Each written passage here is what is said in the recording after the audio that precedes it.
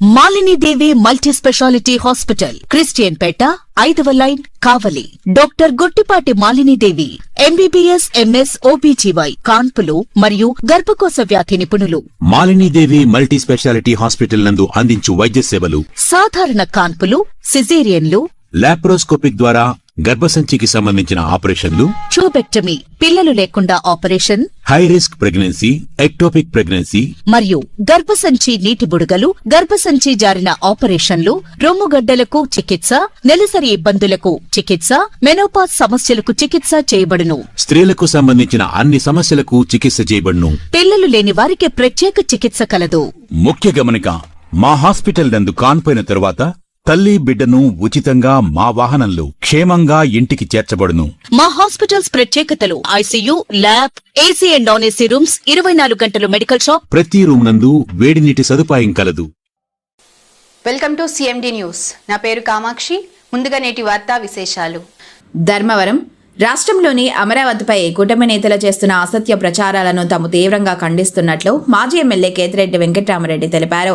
ఈ సందర్భంగా వారు తమ పార్టీ కార్యాలయంలో విలేకరులతో మాట్లాడుతూ అమరావతి రాజధానికి వైఎస్ఆర్ పార్టీ ఎప్పుడూ కూడా వ్యతిరేకం కాదు అని, టీడీపీ వారు రాజధాని పేరుతో చేస్తున్న భూదందాకు మాత్రమే వైఎస్ఆర్ పార్టీ వ్యతిరేకమని వారు స్పష్టం చేశారు.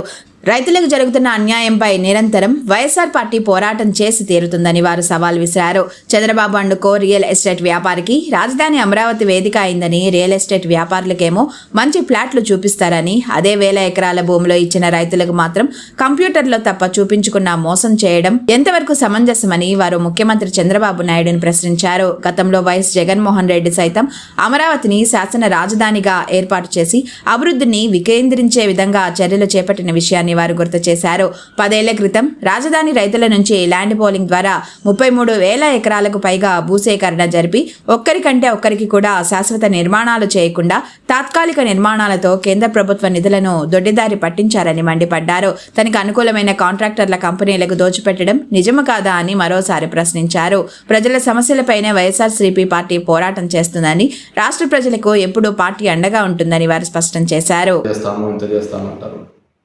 అక్కడ ఇచ్చిన భూములు ఇచ్చిన రైతులు పొద్దున్నే లేచి సిఆర్డీ ఆఫీస్కి పోతుంటారు. మా భూమి ఎక్కడ, మా ప్లాట్ ఎక్కడ అని అడుగుతారు. వాళ్ళు కంప్యూటర్లో చూపిస్తారు ఇక్కడ మీ భూమి అని. లేదు మాకు భూమి ఫీల్డ్ మీద చూపించాలి అంటే అది ఎక్కడుందో తెలియదు, కనపడదు. ఇంటికి వస్తాడు, బాధపడతాడు, ఏడుస్తాడు. ఇతన్ని నమ్మే మన భూమి ఇచ్చినది అంటాడు, పోయి అనుకుంటాడు. మళ్ళీ తెల్లారుజామునే వెళ్తాడు, సిఆర్డీ ఆఫీస్కి వెళ్తాడు. ఇది ఇప్పుడున్న అమరావతి రైతుల యొక్క కథనం. వాళ్ళు భూమిలో ఏదో చేస్తామని చెప్పేసి ఇతన్ని నమ్మి భూమి ఇస్తే ఇంతవరకు ఆ అమరావతి మీద దోపిడీ చేయడమే తప్ప అక్కడ రైతాంగానికి ఏమాత్రం మేలు చేసిన దాఖలాలు. మళ్ళీ రెండో విడత 30,000 అడుగుతున్నాడు. అక్కడ రైతులు చనిపోతున్నారు. భూమి ఇచ్చిన రైతులు ఇంకా మా భూమిని ఎప్పుడు డెవలప్ చేస్తారండి. చంద్రబాబు నాయుడుకు ఇండ్లు మాత్రం డెవలప్ అవుతుంది, రైతులకు మాత్రం ప్లాట్లు ఎక్కడున్నాయో కనపడవు. కానీ చంద్రబాబు నాయుడు ప్లాట్లు మాత్రం కనపడతాయి. చంద్రబాబు చూపిస్తున్నారు. లాటరీ వేస్తే తెలుగుదేశం వాళ్ళందరికీ మంచిగా వస్తాయి, అవి ఎక్కడున్నాయో తెలియదు. ఈ విధంగా ప్రతిరోజు ఒక అబద్ధం కథనంతో అమరావతిని కథలు మనకు చెప్తూ పోతూ ఉన్నారు సందర్భం చూస్తుంది. నిన్న కొత్తగా దాన్ని అమరావతి అభయమని. అసలు ఎందుకు మీరు భయపడుతున్నారు? ఎందుకు మీరు భయపడుతున్నారు? నెక్స్ట్ జగన్మోహన్ రెడ్డి వస్తాడు అనే కదా మీ భయం అంతా కూడా. నేను కాదు చెప్పింది, మీరే చెప్తున్నారు. రోజు పవన్ కళ్యాణ్ చెప్తున్నాడు, మమ్మల్ని మనమంతా కలిసే ఉందాము, మనమంతా ఎక్కడికి పోకూడదు, మనం విడిపోతే వాళ్ళు గెలుస్తారు, మనం పోకూడదు. ఈ విడిపోవాలా ఉండాలా? జనంకి ఏదైనా మేలు చేస్తే మీరు కలిసి ఉన్నా విడిపోయినా ఏదైనా మేలు చేస్తే గెలుస్తారు, మేలు చేయకపోతే ఓడిపోతారు. దానికి విడిపోవాల్సిన అవసరం లేదు, కలిసి ఉండాల్సిన అవసరం లేదు. ప్రజలకు మేలు చేస్తేనే. అక్కడ టెండర్లు పాల్గొన్న కంపెనీ 4 కంపెనీలు.